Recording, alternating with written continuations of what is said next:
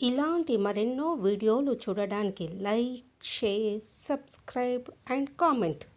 ఈరోజు ఈ వీడియోలో శివరాత్రి రోజున శివపార్వతుల కళ్యాణం ఎందుకు చేస్తారో తెలుసుకుందాము.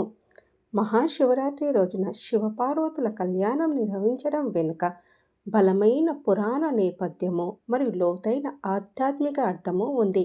సాధారణంగా శివరాత్రి అంటే శివుడు లింగ రూపంలో ఆవిర్భవించిన రోజు. కానీ అనేక ప్రాంతాల్లో ముఖ్యంగా దక్షిణ భారతదేశంలో ఈ రోజునే శివపార్వతుల వివాహం జరిగిన రోజుగా జరుపుకుంటారు. పురాణాల ప్రకారము పార్వతీదేవి శివుడిని భర్తగా పొందాలని కోరుతూ కఠినమైన తపస్సు చేసింది. ఆమె భక్తికి మెచ్చిన పరమశివుడు మాఘ బహుళ చతుర్దశి నాడే పార్వతిని వివాహం చేసుకుంటానని వరం ఇచ్చాడు. ఆ రోజే మహాశివరాత్రి. అందుకే ఈ పవిత్రమైన దినాన శివపార్వతుల కళ్యాణం జరిపిస్తారు.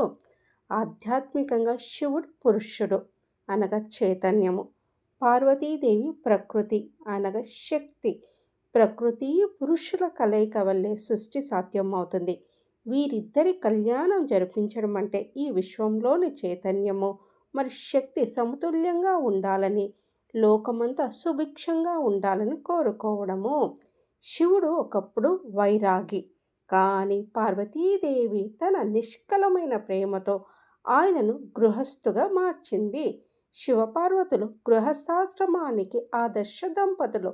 వారి కళ్యాణాన్ని చూడడం వల్ల వివాహ బంధాలు బలపడతాయని, దంపతుల మధ్య అన్యోన్యత పెరుగుతుందని భక్తుల నమ్మకం. అవివాహితులకు శివరాత్రి నాడు శివ కళ్యాణం చూసినా లేదా చేయించిన వారికి త్వరగా వివాహం జరుగుతుందని, యోగుడైన భాగస్వామి లభిస్తాడని నమ్మకం. పెళ్ళైన వారి ఈ కళ్యాణం చూస్తే వారి దాంపత్య జీవితము సుఖ సంతోషాలతో దీర్ఘకాలం పాటు సాగుతుందని విశ్వసిస్తారు. శివపార్వతుల వివాహం జరిగిన తర్వాతే కుమారస్వామి అనగా కార్తికేయుడు జన్మించాడు.